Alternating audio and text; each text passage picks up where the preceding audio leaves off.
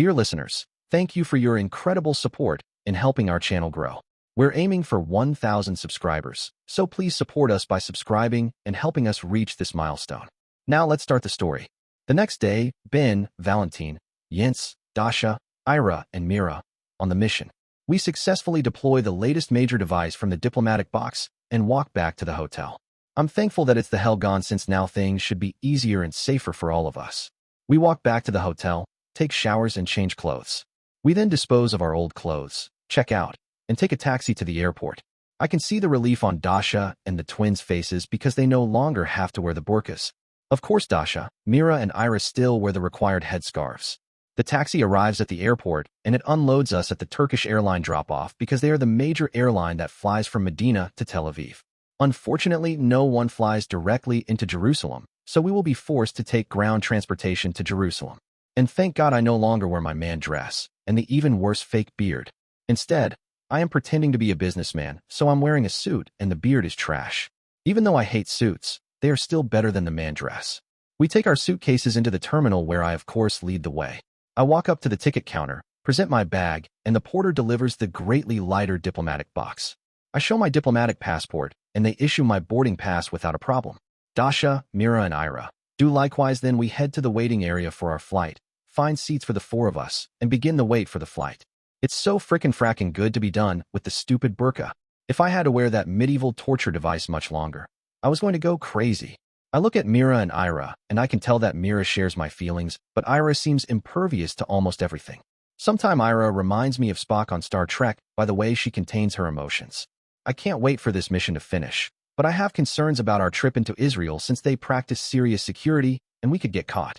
They call early boarding for our flight, so Valentin walks up to the ticket counter, shows his diplomatic passport, and he is ushered to early boarding. We follow a respectful distance behind him and take our place in the line. Once again, we board the flight first, find our seats, and settle in for the flight to Istanbul. Yeah, unfortunately, there is a layover on this flight. I would love to see some of the sights in Istanbul, but perhaps another day we will travel here.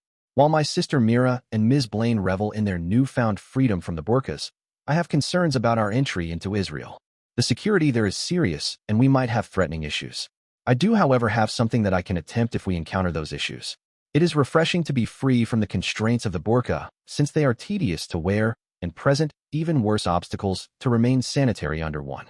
Our current pantsuits and headscarves are much superior accoutrements. The flight ascends into the air, Mr. Blaine reclines his seat and quickly somnolates. I look at Ira and she says in Farsi, "Miranda, please take the first watch while I sleep." I remove the book from the front of my seat and begin to read. I no sooner fall asleep than my ears begin to pop, which signals we're starting our descent, so I wake up. I was a little shocked at myself for falling asleep so easily, but Dasha kept me up last night in an unsuccessful attempt to have sex with me. Yeah, the flight from Medina to Istanbul is only about 3.5 hours, but it felt so good to be out of the man dress I drifted off. I glance over to find Dasha and Ira are sleeping while Mira reads. The pilot comes on and announces, "Please fasten your seatbelts. We will be landing in Ataturk Airport shortly." Dasha wakes up and I tease in Russian. "Dasha, you look Chinese." Dasha grins, pretends to put her hands like cat paws, and begins to sing. "We are Siamese, if you please." Ira wakes up and complains. "Dasha, if you had not wanted sex last night and disrupted our attempts at relaxation, I might have slept better." It's my turn to complain. "Wives, mind your tongue since others might speak Russian." Both Dasha and Irina apologize for their mistake and promise not to make that mistake again. The plane makes a rather rough landing. We deplane and begin to shop in the secure area of the airport while waiting for our flight to Tel Aviv. I see something and tease. "Dasha, we should buy that for you." Dasha takes one look at it and replies, "I don't ever want to wear one of those again." Miranda adds, "Husband, it is a torture to wear burqas." We continue the shopping. Then Dasha sees something and practically begs, "Husband, please purchase that for me." I laugh, take the package up to the counter, and end up paying an exorbitant price for the bag of cookies. Dasha says, "I love chocolate chip cookies." Mira asks, "Can I try one?" I'm shocked when Dasha offers, "Yes, but only one." I check the time and announce, "We need to find the gate for the next flight." We check the departure board, find the gate number, and make our way to the gate. I notice two men talking, so I lean over and whisper to my wives. Those two men are Russian mafia. We will only talk in Farsi from now on. Finally, the ticket agent calls our flight. I step forward with my diplomatic passport, show it to the agents, and they allow me into the early boarding line. My wives follow me. But then tension rises when one of the men in the group makes a rude remark to Dasha. Dasha surprises me with her sharp response, quoting a proverb, "A fool's tongue runs before his feet, and you are the fool." I can tell he's upset, and probably a little drunk, so I step between him and Dasha, concerned that he might get aggressive. I warn him, "Leave my wife alone, or I will call security." He laughs mockingly and taunts, "What's wrong? Can't you take care of your wives properly?" I notice that the security guards are moving in our direction, so I smile at him and agitate. "Screw you." He takes a swing at me, which I easily deflect, as security arrives and asks what's going on. I inform them, in Farsi, this man insulted my wife and then tried to attack me. I show them my diplomatic passport, and they take both the men into custody. Ira commends my action. "My husband, you handled that perfectly." We board the flight early and find our seats for the slightly longer flight to Tel Aviv. This time I can't sleep as I'm too concerned about our entry into Israel. The time passes incredibly slowly until finally the pilot announces, "Please fasten your seatbelts. We will be landing in Ben Gurion International Airport in a few minutes." We touch down, taxi up to the jetway, and begin to deplane. We are stopped in customs even with our diplomatic passports, and the custom agent says, "We understand you have a diplomatic box traveling with you. We would like to examine it." I can't believe it when Ira gets in his face, and they begin to argue in what I can only assume is Hebrew.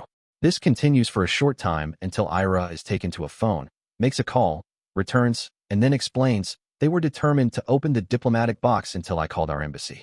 The ambassador is coming to take care of this problem. I ask, won't he want to open the box? Ira counters with a sly smile. When he heard my name, he lost any desire to open it.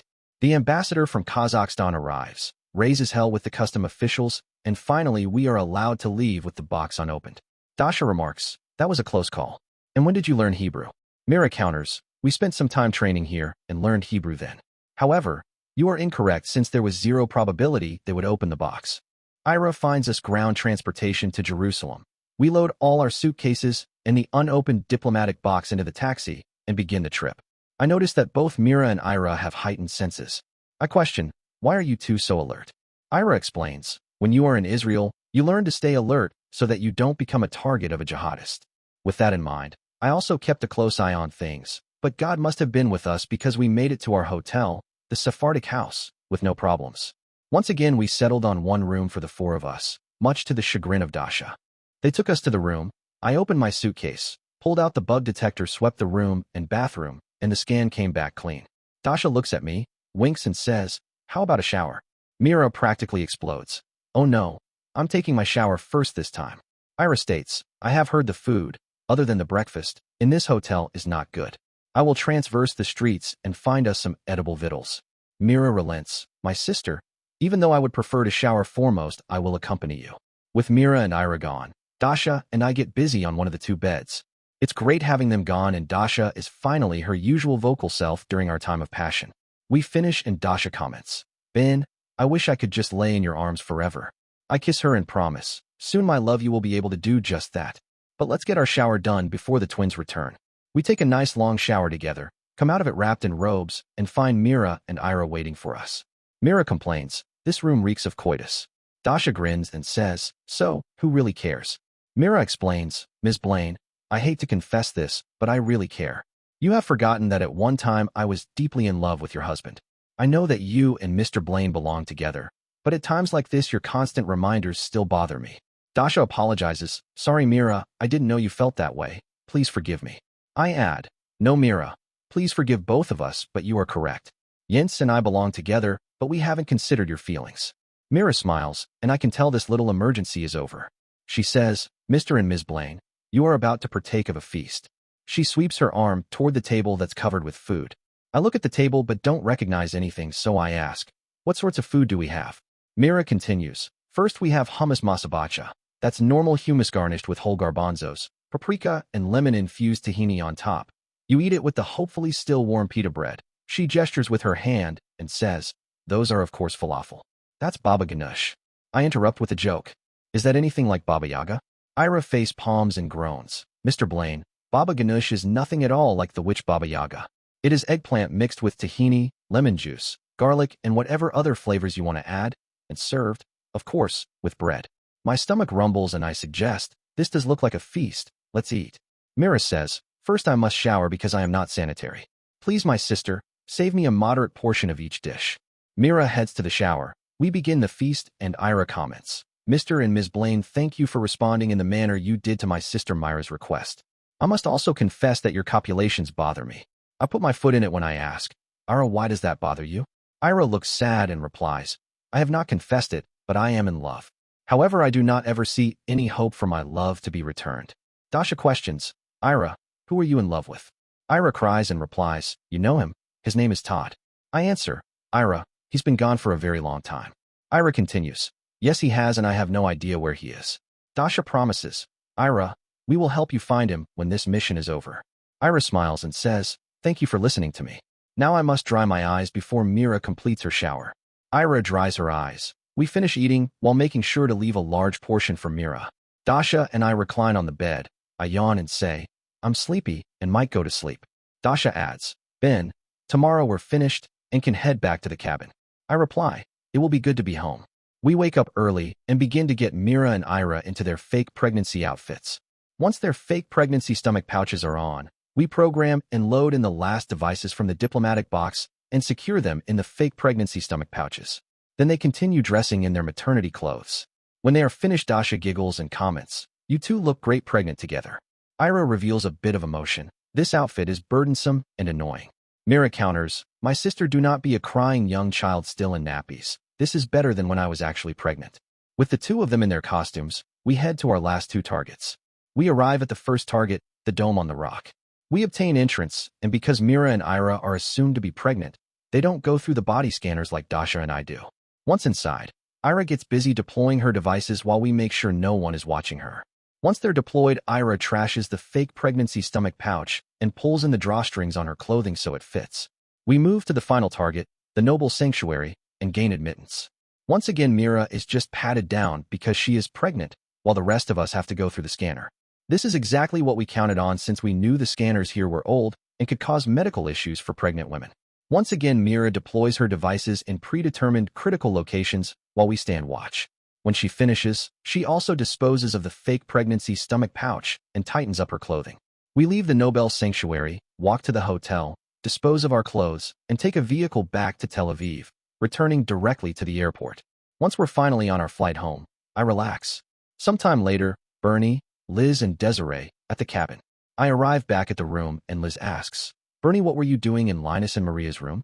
I reply with a partial lie. I was talking to Linus about some things, mostly on how to be a better father for Desiree. Liz smiles at me and says, yeah, it's nice having Linus and Maria here. I've gotten some good suggestions from Maria on taking care of Desiree. I notice Liz hasn't wasted time and already has Desiree in the baby jogger. I ask, did you contact security yet? Liz replies, not yet. I thought we would grab a couple from the team on the way out for our jog. I caution, Liz, you know what the doctor said. Liz interrupts. Yeah, Bernie, I know what he said, but I've always run, and I'm sure not going to stop now. I query, how about your Kegel exercises? Liz grins at me and says, Bernie, I promised you I would do them, and I am doing them even as we speak. We head out of our room with Desiree, pick up two of the security team on the way out the door, and have a great time outside. Sometime later, Samantha, back at her castle. With the interviews done, we pick up our van and head back to Stacy's office. Vic, who watched the interviews, comments, I can't believe that Alexei is going to marry all three of those girls. Hell, the youngest one is probably still a teenager. I reply, you're wrong, Vic. All three of them are still teenagers. Vic swears, I don't understand what the hell the world is coming to. Those girls are ruining their lives by having babies at such a young age. I tease, well, Vic, I was married when I was still a teenager. He gives me a strange look and asks, but you divorced him? I confirm, I sure as hell did. I found out he was married to another woman, and he also gave me an STD. Vic swears some more, that scumsucker. You want me to take care of him for you? I laugh and say, no, he's not even in this country anymore, so don't worry about it.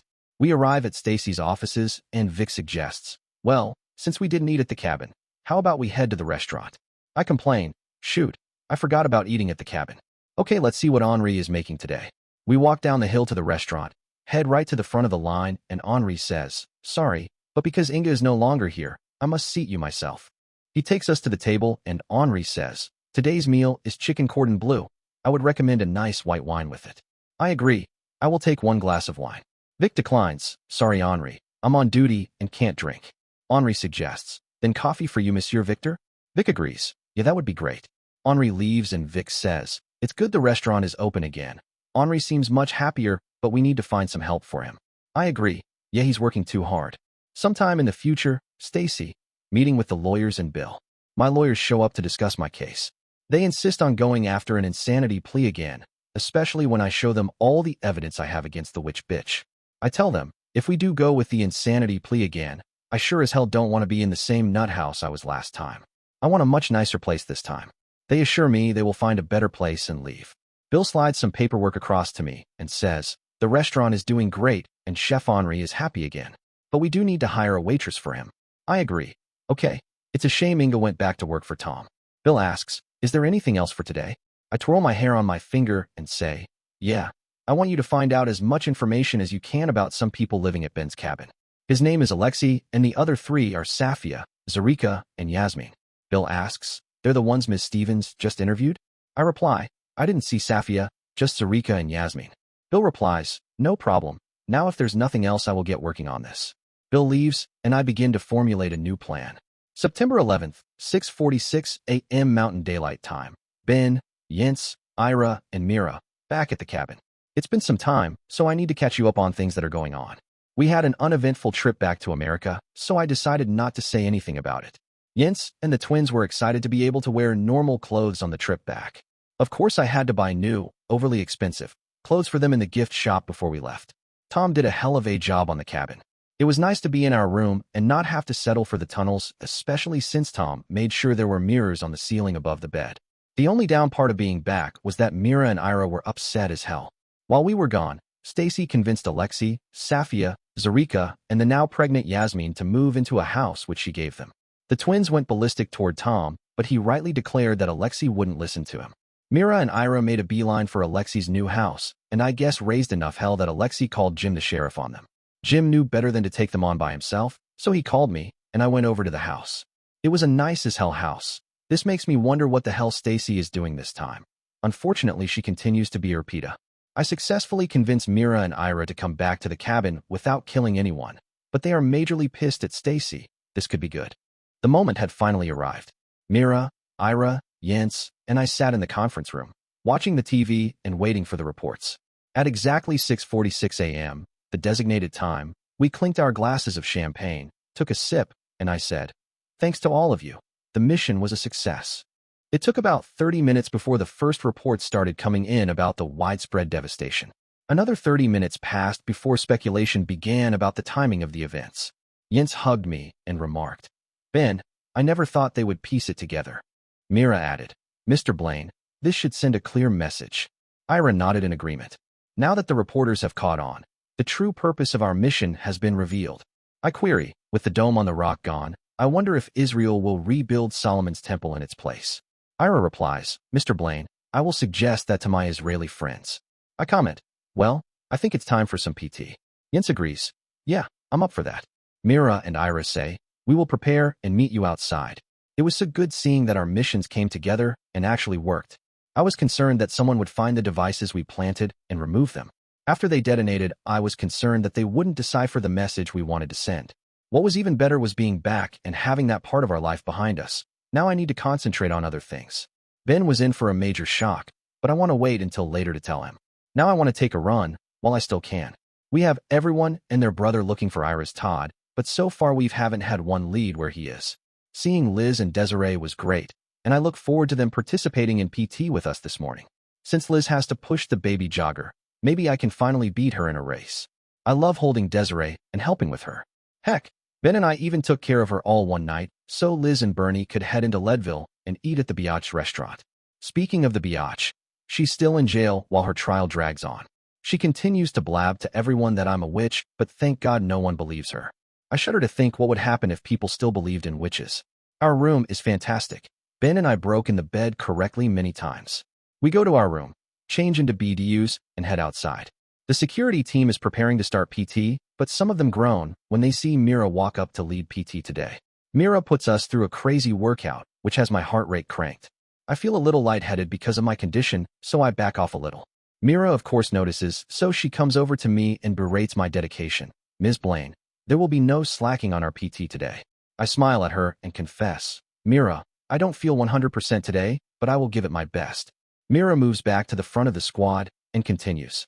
Finally, we finish and Mira takes the lead on the run as Ira comes up beside us and states, Ms. Blaine, you do not appear to be well. I fake a smile and say, Ira, I'm not well. Ben also shows concern and asks, my love, if you don't want to run, we can head back to the cabin. I smile and say, no, my Ben, I do want to run today, but perhaps we can run a little slower than normal.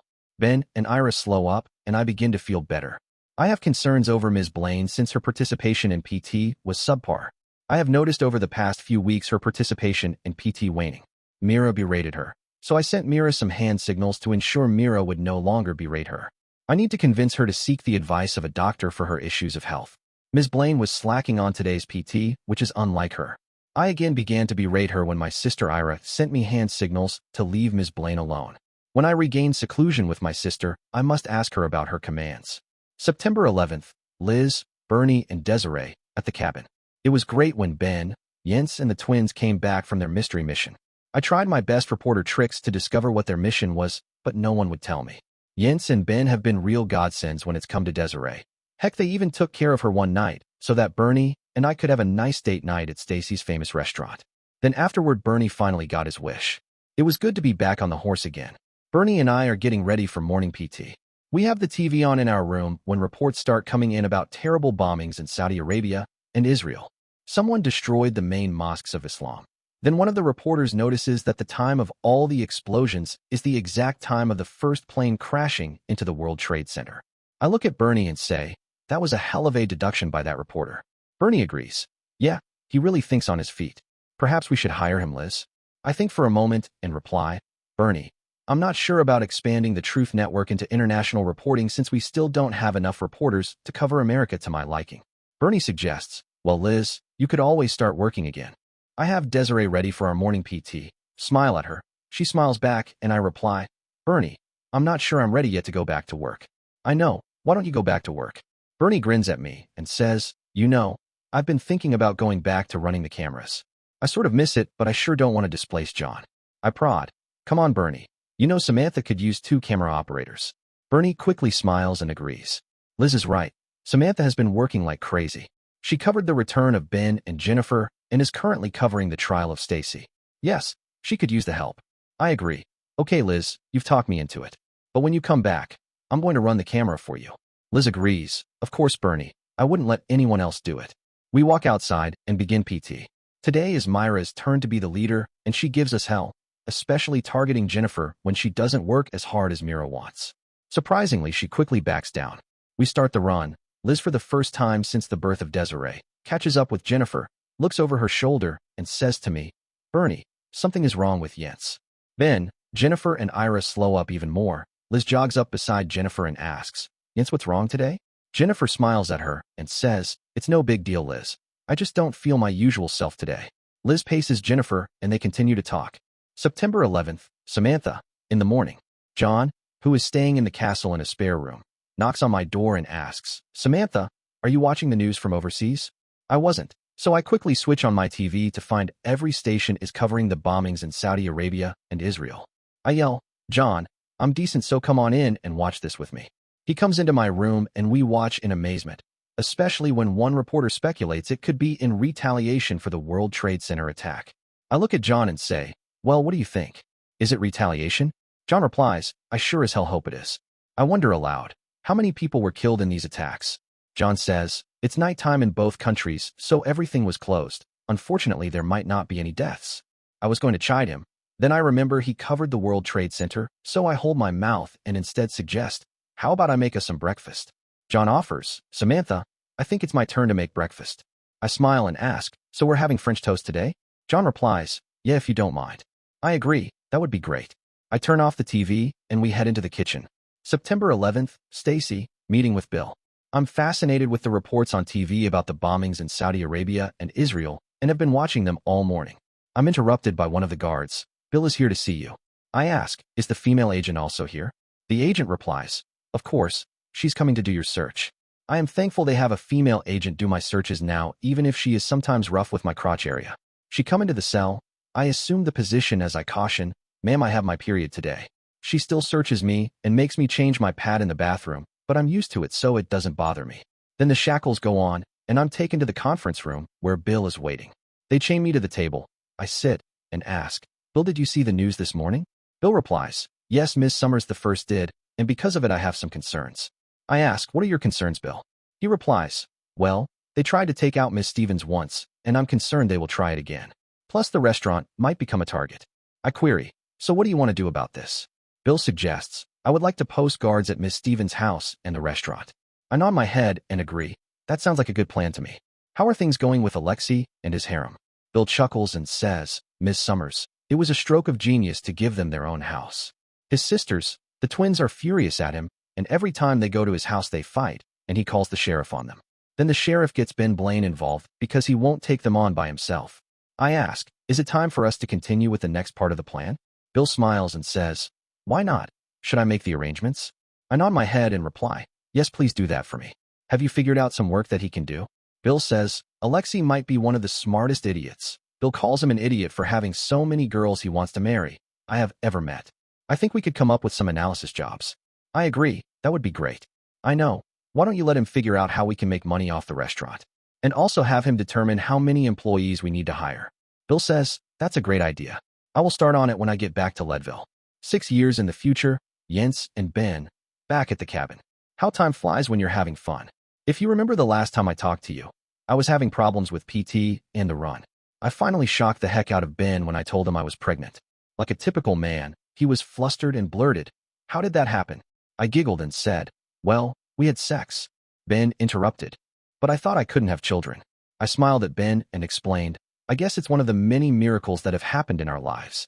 Now tell me, are you happy or upset about it? Ben hugged me and said, Jens, you know I'm happy as hell. I always dreamed of having a family with you. I didn't tell him that I had healed the problems he had from the time he was captured, and that was how we got preggers. Anyway, 9 months or so later we had twins, a beautiful little girl named Fiona and a handsome boy we named James. And yes, they both had violet eyes like mine, so that means in the future they get to make a choice. I checked the book my grandmother gave me and was surprised that James was the first male child in our family line that could be a witch. And no, they are not called warlocks. That name is offensive to them. Let's see what else was going on.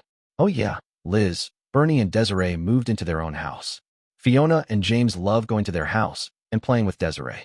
One of the more upsetting changes is that Mira and Ira have finally accepted Alexei and his harem. It was really sad when they moved into the house with him, and now I miss the heck out of them.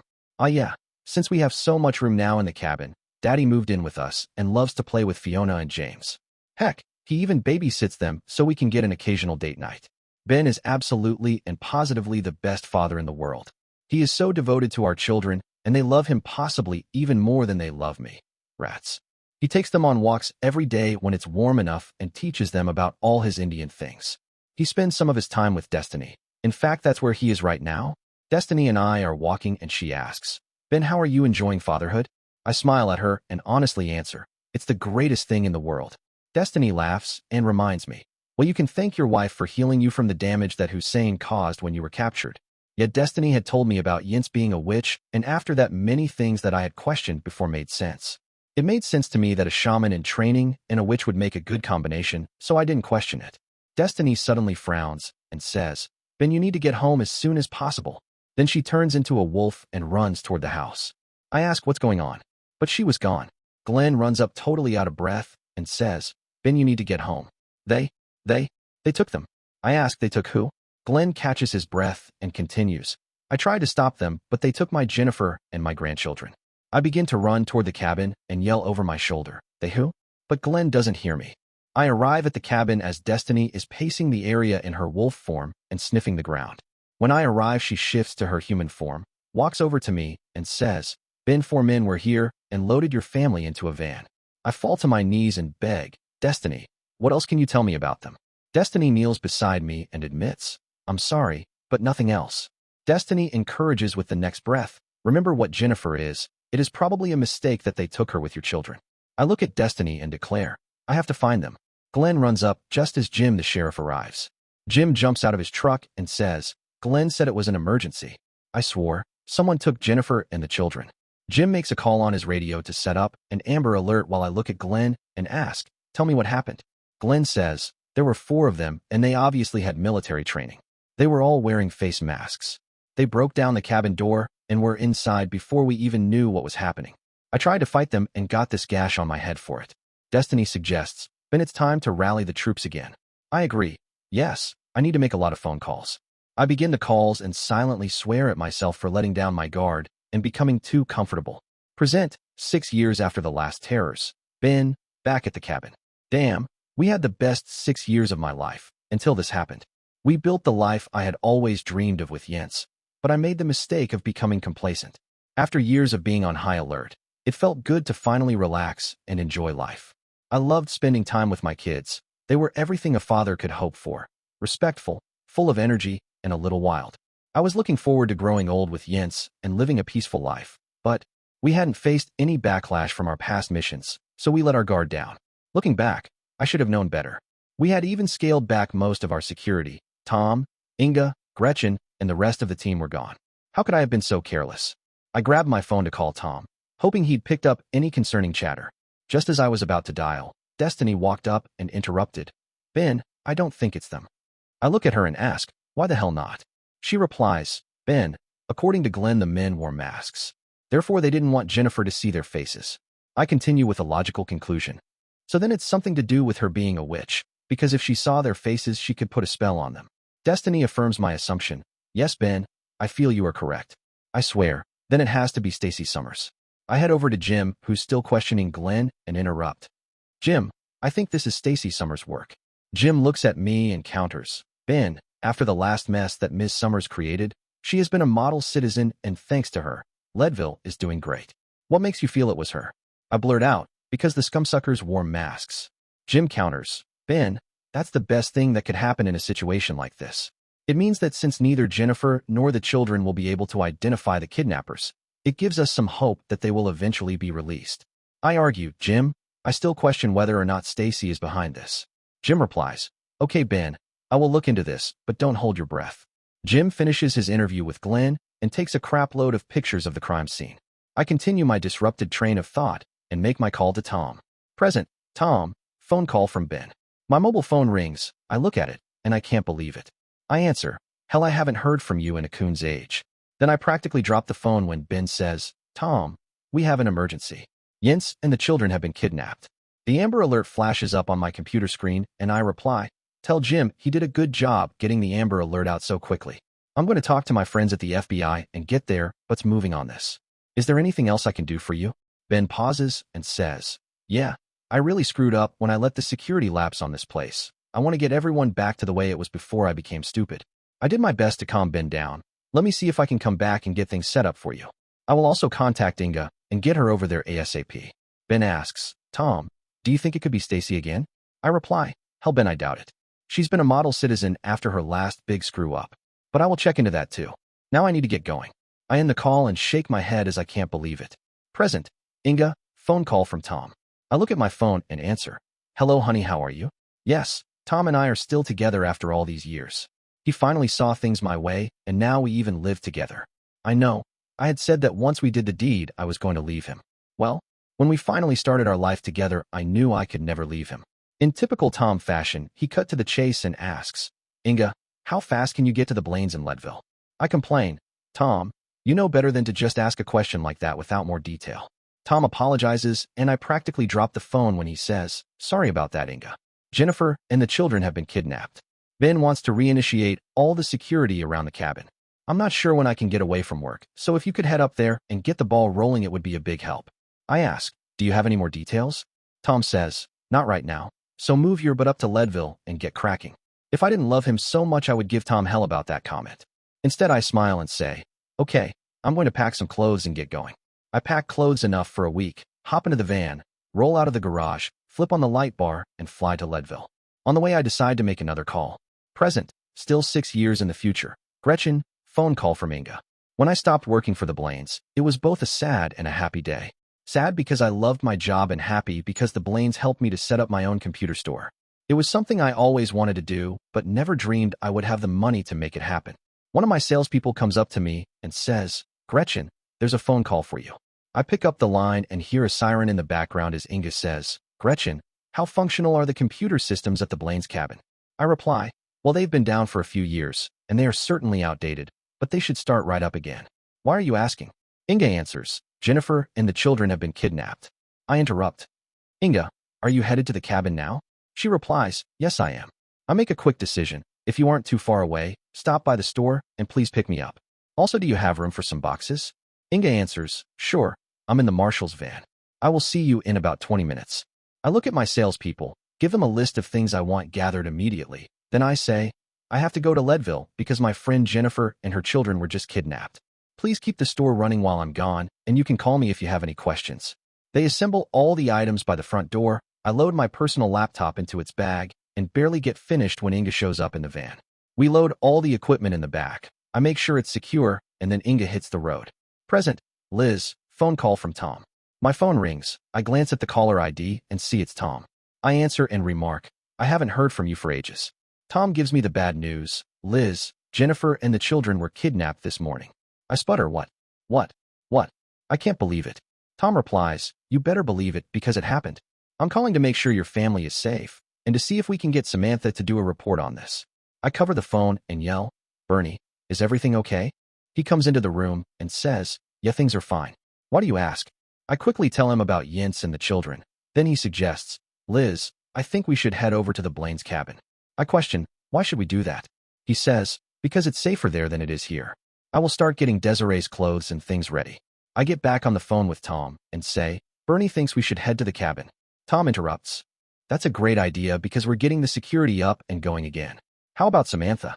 I reply, I will call her as soon as I'm off the phone with you. Tom says his goodbyes, then I call Sam. Present, Samantha, phone call from Liz. My phone rings. The caller ID says it's Liz. I answer and ask, hello Liz, what can I do for you? Liz drops a bombshell as she replies, Sam, you need to get your crew to the Blaine's cabin. Yince and the children have been kidnapped. Also, does the station have any current video of them? I'm in shock, so I sit down and reply, yes on both things, Liz. I will get my crew there immediately, and I just did a short piece on the Blaines about a week ago, which hasn't aired yet. I hang up the phone and hope like heck this isn't Stacy's doing. I call John's house. Give him the details, then I jump in the van to pick him up. On the way, I call Stacy. Present, Stacy, phone call from Samantha. My phone rings. Bill answers it and then says, Samantha's calling. I take the phone and Samantha asks, Stacy, please tell me you didn't do it? I reply, Samantha, what do you think I did? Samantha says, Jennifer and their children were just kidnapped. I'm headed to the cabin to do a story on the abduction. I reply, Samantha, I didn't do this. You know that I'm totally over Ben Blaine. Samantha sighs in relief and says, thanks for not being offended. I just wanted to be sure. I hang up the phone and Bill asks, what was that about? I reply, Jennifer and her children were just kidnapped. Do you think we should do anything about it? Bill vigorously shakes his head and replies, Miss Summers, we need to stay the hell away from this so they don't assume it was you. I agree with Bill, but can't help feeling that someone has done me a hell of a favor. Present, Yince, in the back of a van. I can't believe I've been kidnapped. And even worse, they've taken my babies too. They had on masks and carried serious firearms, then they put hoods over all our heads, tied our hands behind our backs, and the next thing we knew, we were in the back of a van bouncing down the road. Thank God they have a mattress in back of the van. Fiona and James slide over to me, and James asks, Mother, why did they do this? I reply, James the first don't have any idea. So be brave for me. Fiona asks, Mother, can you do something about this? Both my children understand that I'm a witch. I reply, unfortunately no, because they wore masks. James says, what will Papa do? I reply, James, he's going to find us, that I know for sure. Fiona says, I hope he kills them. I secretly wish the same thing, but I don't say it. Flashback, Masha, Louise, and Tanya, help from the lawyer. With the interview given to Martina finished and plans developed to trap the fool, John Rowan, I looked at Tanya and asked, what is next? Tanya replied, well, Masha, I do have some work to get done besides the pro bono work I am doing for you. I gave her a quizzical look and Louise explained, Masha, pro bono is a legal term for free. I began to complain, but Tanya silenced me. Masha, don't worry about not being charged a fee. I am more than making up for my fees from the advertising I'm getting by defending you. I shook my head and answered, I still do not understand the American legal system. In Russia, almost no one uses a lawyer. Tanya asked, then how do you get legal situations resolved? I smiled and replied, we do not have as many legal situations in Russia as in America, and sometimes they are resolved by force. Tanya queried, what about contractual obligations? I paused for a moment and thought, you are correct.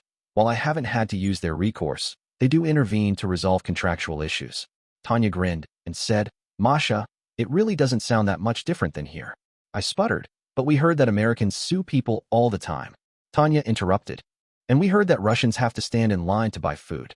I demurely withdrew, smiled, and said, Touché, perhaps we both have an incorrect view of our respective countries. Tanya replied, then it will be great fun dispelling those incorrect views. Now I really must go and finish my work for today. Louise offered, Tanya, if you're not busy tonight, why don't you stop by for Krav Maga classes? I added, and of course dinner. Tanya grinned and said, it's a date. What time should I arrive? I stated, how about 5, and make sure to bring some gym clothes. Tanya affirmed the time and left. Louise said, Masha, she's doing you a big favor by not charging a fee. I pondered and theoretically questioned, perhaps she can help me set up the classes for women. Then I asked, Louise, when do you start school? Flashback, Ben, back at the hospital.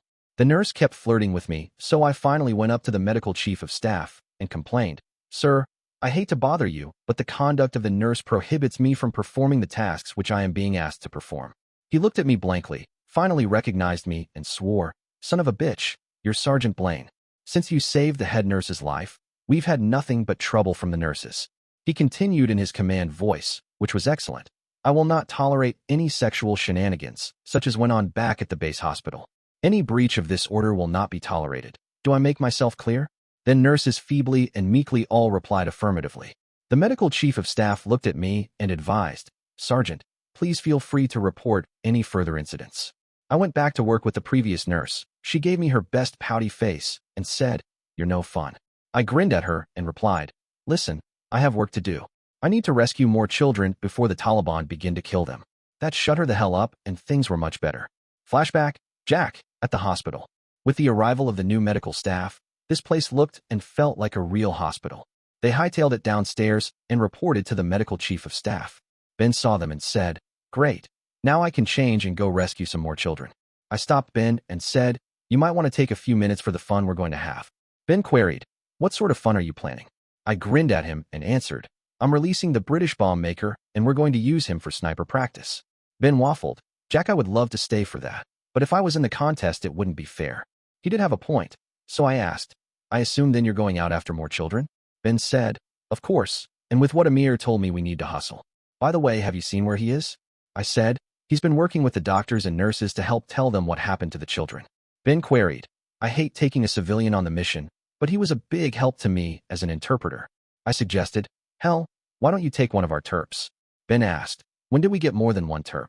I replied, A second one came in on the last chopper. Ben took a pregnant pause and said, Thanks, Jack.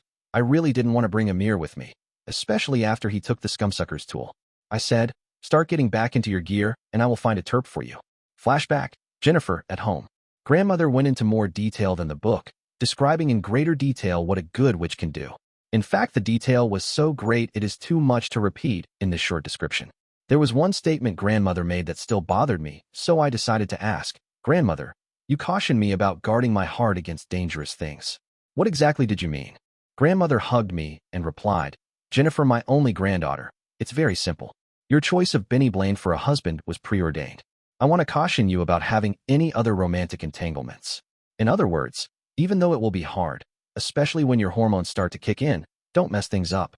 I scrunched up my face and continued, I still don't understand why this is so important. Grandmother looked at me and asked, Jennifer, do you know what a shaman is? I smiled at grandmother and replied, Is that some sort of Indian medicine man? Grandmother chuckled and gave me the correct definition. A shaman is an intermediary between this world and the spirit world. They act on behalf of the community, conducting ceremonial rituals, healing the people, and helping to guide others on the shamanic path. A shaman's life belongs to the village, and it is their responsibility to ensure the well-being of the family, the community, and all of creation. In this way, the shaman helps to maintain balance and harmony on both a personal and planetary level. I giggled and replied, So my Ben is going to be some sort of shaman? Grandmother said, Jennifer, his grandfather was a great shaman and visits Ben occasionally to teach him. I thought for a moment and asked, But isn't Ben's grandfather dead? Grandmother affirmed, Yes, he has been dead for many years. But remember that shamans are intermediaries between this world and the spiritual world, which makes your union with Ben the perfect thing. For once, our people, witches, will have access to the spiritual world. Grandmother said, Now we need to continue your lessons. Flashback, Alexei at home. Watching the videotape was excellent. because I could pause the tape and take notes, or even look in the book to explore more examples. Not only that, when I became fatigued, I could take a rest. Yes, this was the best school ever. Father came in my room, so I paused the videotape and he asked, "Alexei, how do you like the university?" I smiled at Father and replied, "This is great. I can pause the tape and look in the book for more examples." Father noted, "I notice you were studying history first. Do you understand everything about the subject you were studying?" I replied, "Yes, I do. If the other subjects are this easy, I won't have any problems at all." Father requested, "Would it bother you if I stayed and watched the tape with you?" I affirmed, "That would be fine, Father." He sat on my bed, and I continued the tape. Flashback, Ira and Mira, continuing. I oculated Mira and pronounced, "Kostya and his men made a grand mistake when they assumed eliminating us would be trivial." Mira giggled and replied, "Our minuscule accoutrements further lulled the men into complacency. Pray tell, when do you imagine Kostya will arrive?" I smiled at my sister and imparted, "He will not arrive. His knowledge of our skills is too great to allow any desire to face us alone. He will plan some sort of subterfuge to capture us without a battle. We must be on heightened alert to perceive his plans as they unfold." Even at our heightened alert, we still failed to perceive his devious deeds. Flashback, Todd, on the mission. After a great night, I was up early making breakfast. Gail wandered into the kitchen and signed, "Todd, is there nothing we can do to make you stay?" I returned signed, "Sorry, little one. I need to get back to work to make money so you can eat." Maria walked into the kitchen and said, "Todd, with the money you already have in the bank, you would never have to work again." I smiled at her and signed, "Yes, I know that. However, there is some very important business I need to take care of." Maria resigned herself to the fact and said, "I will go with you to purchase your airplane tickets." I shook my head and signed, "No, Maria, you need to stay here and take care of Gail." The real reason I didn't want Maria to come was because I had to take a circuitous route back to the company, and I sure as hell knew she wouldn't understand. Gail signed, "So when are you coming back?" I smiled at her and returned, "As soon as I finish my business. Now don't forget that Roberto will be coming over to teach you martial arts, and also how to shoot." Maria sobbed, ran over to me, hugged me, and said, "Todd, please take care of yourself and come back." Present, Ben, back at the cabin. Destiny leaves to see if she can help figure out who took Yince and the children and to determine where they took them. Jim finishes interviewing Glenn, comes over to me, and says, "Ben, I have the Amber Alert out, and we will do all we can to find Jennifer and your children." I reply, "Tom told me he saw the Amber Alert, and thanks for getting online so quickly. I sure as hell hope your next stop is Stacy Summers' place." Jim assured me, "Ben, we will talk to her, but I'm not sure she did anything this time." Jim leaves and Glenn wanders over. I notice his head is bleeding like hell, so I say, "Glenn, we need to get your head taken care of." Glenn swears, "Ben, this is my fault. If I hadn't grown so old and slow, I could have saved them." I console him, "Glenn, this is more my fault than your fault. I've become too complacent and didn't keep up the security here. Hell, Glenn, if you had fought back too hard, they probably would have killed you. Now let's go inside and get your head taken care of." We get inside and move into the kitchen where the medical shit is. I pull the flashlight out of my pocket, check Glenn's head, and remark, "Shit, Glenn, they did a number on your head. What the hell did they hit you with?" There was a huge gash which was wide open. Glenn replies, "The barrel of their gun." I gave Glenn the bad news. "Well, this is eventually going to need sticks. For now, I will cut the hair close to the wound and put some butterflies on it. Once others get here, I will take you to one of the local doctors." I begin to cut the hair away from the wound, and Glenn suggests, "Hell, Ben, why don't you clean it up really well and just put some staples in it?" It's a great idea, but with a huge problem which I explain, "Glenn, that's going to hurt like hell." Glenn says, "Not if I take a couple of snorts, it won't." I laugh and reply, "If Yince was here, you sure wouldn't be talking that way." That's right. Yince severely limited the alcohol consumed in this house. It didn't bother me since I usually didn't drink anymore, but Glenn is still fond of too many snorts too often. Glenn replies with one of his oft-used threats, "Don't make me pull rank on you." I figured two could play dirty, so I trumped his whole card. "Glenn, what would Yince say when she finds out about it?" Glenn thinks for a moment and says, "Shit, you're right. She does have all the levels of all the bottles marked." I finally offer an alternative. I can apply some lidocaine into the wound to deaden it a bit. That should make it easier to put in staples. Glenn complained, "Well, why didn't you say that in the first place?" I take the lidocaine, fill a syringe, and begin to drip it onto the wound. Once it's sufficiently anesthetized, I insert the needle into the skin and begin to anesthetize the whole area. I frequently move to new locations until I am sure that Glenn isn't feeling any pain. Then I take out the Hibby Cleanse, both a skin cleanser and antiseptic, a surgical scrub brush, and go to town on cleaning the wound. After 10 minutes, I'm sure it's clean, so I take out the staple gun, pull the edges of the wound together, and put in the staples. When I'm finished, I look at my work, and I'm damn proud of the job. I hear a vehicle pull into the driveway, and notice it's a Truth Network van. Present, Samantha, at the Blaine's cabin. I assume we would be the first ones here, and since I don't see anyone around, I honk the horn until Ben opens the door. I roll down the window and yell, I'm not sure if we will destroy any evidence if we exit the van. Ben yells in reply, thanks for asking, but Jim has already taken some pictures, so you should be fine. John and I exit the van. I walk over to Ben, give him a big hug and say, I'm so sorry this happened. Ben shakes his head and berates himself. It's my fault for becoming complacent and ignoring security. I console Ben. You can't blame yourself because your life had settled down. Do you have any idea who took them? Ben again shakes his head and admits, not a single idea. There were 4 men, and they all wore masks. I smile at Ben and suggest, let's save everything else for the interview. Ben replies, that's a great idea. You might want to include Glenn on this because he was here when it happened. John and I move into the house where he sets up the camera, and I begin. Hello, America. This is Samantha Stevens reporting for the Truth Network. Unfortunately, I have sad news to report today. After 6 years of living an idyllic life, Jennifer Blaine and her 2 children, Fiona and James, were abducted this morning. I turn to Glenn and say, Glenn Donaldson, you were here when this happened. Could you tell us about it? Glenn replies, sure. I was playing with the children when the front door exploded and 4 armed men rushed into the house. They clubbed me on the head with the barrel of their rifle, put black bags over my Jennifer's, Fiona's, and James' heads, and hauled them out into the waiting van. It all happened so fast that I couldn't even react. I continue with the interview. Glenn, what was the color of the van? Glenn replies, it was one of those black, foreign vans. I ask an additional question, did it have any windows? Glenn shakes his head and says, no, and the front windshield was black as hell. Ben holds up his hand and says, Samantha, I need to get this information to Jim. Please hold the interview. John stops the tape. Ben takes out his phone, calls Jim, and relays the additional information. It sounds like Jim is swearing for Glenn not telling him this earlier. Ben sits back down and says, thank you. Now we can continue. I look at Ben and ask, Ben, you weren't here at the time of the abduction, is that correct? Ben says, no, I was out walking with Destiny. Glenn practically had a heart attack running to get me after the attack. I smile at Ben and ask, is there any message that you would like to send the kidnappers? Ben glares at the camera and declares, I would like to tell the SOBs who took my family that I will chase them round Good Hope, round the Horn, round the Norway Maelstrom, and round Perdition's flames before I give up. And when I catch them, I will send them into those flames. I close, there you have it, America. This is a sad day, but I am sure it will be resolved. John begins to pack up the gear. Ben motions me to the side and asks, Sam, I need to know if this is Stacy's doing? I put my hand on Ben's arm and reply, Ben, I called Stacy and she was surprised about this. So I don't think she had anything to do with it. Ben replies, Samantha, I'm not really convinced she was not involved. I hope like hell that Ben doesn't bother Stacy since that's the very last thing she needs and could cause her to relapse. I tell Ben, I'm leaving to get this report on the air. But please don't bother Stacy. Present, Ben, back at the cabin. I'm more than a little pissed off at Glenn and Jim. Why didn't Jim question Glenn better and get the information about the van out of him? Hell, I had to rely on Samantha to pull that information out of Glenn. When I called Jim, he updated the Amber Alert information and apologized. But if this cost me Jens or one of my kids, I was going to kill the scumsucker.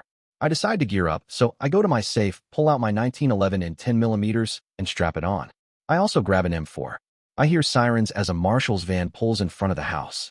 Present, Inga and Gretchen, arrival at the cabin. I make some more calls on my trip to the cabin and call in some favors. If we're going to set up security again, we will need some warm bodies to man the gate and the perimeter. I meet the Truth Network as it was leaving, pull up beside it, and roll down my window to talk to Samantha. I ask, did you get a good interview? Samantha replies, yeah, as good as such a sad interview can be. Glenn gave me much more information on the van than Jim got out of him. I praised her, good job. When will this go on the air? Samantha answers, immediately when we get back. I have some footage of Jennifer and the children from a couple weeks ago, so we need to edit that into the report. Samantha drives away. I drive up to the cabin but stop short because I see something that doesn't quite look normal. I order Gretchen, stay in the van because I want to look at something. I exit the van as Ben opens the destroyed front door. I notice he's armed himself. I order, Ben, please do not exit the house because I see something over here I want to examine. As I get closer, I swear, sons of a bitch. How the hell did they miss this? Ben yells, what did you find? I reply, come over and see for yourself. Ben walks over, looks at it, and says, damn, that's a perfect boot print. How the hell did you see it when everyone else missed it? I reply, I noticed the grass had been broken around the boot print. I'm going to get a cast of this boot print. I also heard from Samantha that Glenn gave us a much better description of the van. Ben glared. That's right. Jim's interview was a piece of shit. I interrupt. Ben, I would like to try to hypnotize Glenn to see if he remembers other details. Ben doesn't help by threatening. If that doesn't work, I will beat it out of the old scumsucker. I finish with the cast, and now it just needs to dry. Now for my next act, I stand up, get in Ben's face, and yell, Ben, get your head out of your butt. That attitude isn't going to help anyone. You are a Marine and should be ashamed of your attitude right now. What's the saying? Improvise. Ben, properly chastised, continues. Improvise, adapt, and overcome. I'm sorry about my outburst. It won't happen again. Gretchen rolls down her window and asks, can I get out and begin to set up the new computer system? I reply, sure. Feel free to get out of the van. Ben asks, how can I help?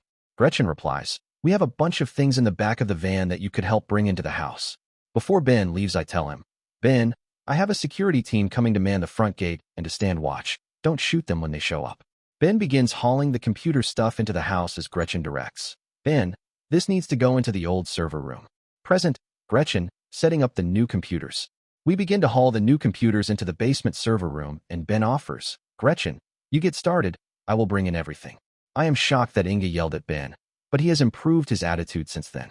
Ben brings in the boxes. I begin to unpack them and move the old computer out of the way and replace it with the newer system. Ben finishes his fetch and carry, then asks, Gretchen, why are you doing this? I reply as I continue to work. The computer you had here is essentially a dinosaur. I want to update everything, along with software, to the newest available to make sure it runs reliably. Ben asks, how much do we owe you? I laugh and reply, nothing. After what you guys did to help me set up my own store, this is the least I can do. Ben is interrupted by Inga when she comes into the room and says, Ben, I'm going to try to hypnotize Glenn and would like you to be with me while I do it. Ben leaves and I continue my work. Present, Tom, phone call from Inga. My phone rings, I look at it, and the caller ID shows it's Inga, so I answer and ask, how are things going? Inga replies, not as well as I hoped. Glenn had more information on the van than Jim got out of him, and everyone missed a pristine boot print. I query, could you glean any information from the print? Inga replies, it's a normal Bates tactical boot size 11. I called in some favors, and we should have a security team here soon. And I plan to hypnotize Glenn to see if he can provide any more details on the kidnappers. I reply, okay, my girl, I will be there later tonight. Inga gives me a kiss over the phone and says, good, I don't want to sleep alone tonight. I'm still amazed that after all these years we're still together. Present, Liz, Bernie, and Desiree, arriving at the cabin. We pull up to the cabin and notice Ben is standing guard at the front door. He recognizes our Jeep and waves. We drive up to the front of the house. I get out of the Jeep, walk over, hug Ben and say, Ben, we are so sorry this happened to all of you. Do you have any leads yet? Ben pulls back and says, no, we don't have any leads whatsoever. However, the scumsuckers wore masks, so that may give us some clues about their intent.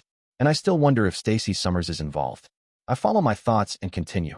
Did you ask Samantha that question?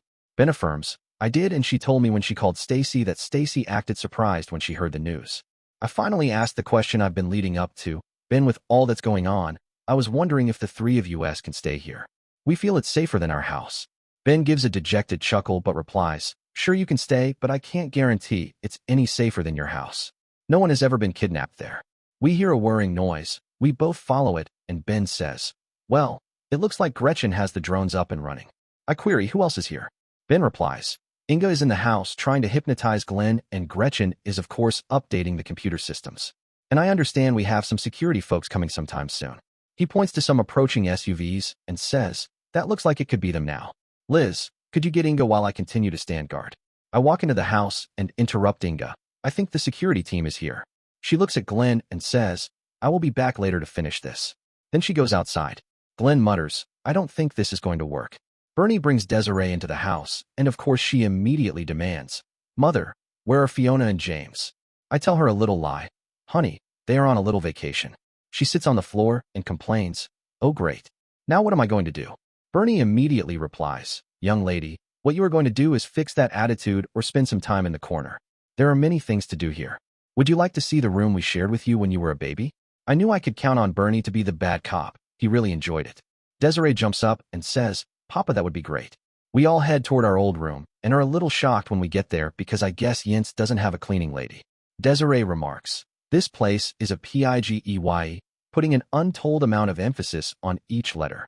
I chuckle softly, so I don't offend Desiree, and say, honey, I think you mean pigsty, not I. Desiree counters, are you sure, Mama? Because I would swear a pig looked at this room. Bernie laughs and says, well, there's only one thing to do. Let's get busy and clean it up. We walk to the kitchen, find the cleaning supplies, head back to our old room, and begin to make it habitable. Present, Stacy, a questionable decision. I have been thinking about things. I look at Bill and declare, Bill, I think that we need to offer some of our men to help Ben with his problem. Bill glares at me and counters, Miss Summers. I repeat what I said earlier. That would be a huge mistake. I counter, Bill, if it was anyone else in Leadville, you would jump all over this opportunity. You're only refusing because it's Ben Blaine. Bill elaborates, Miss Summers, of course I would.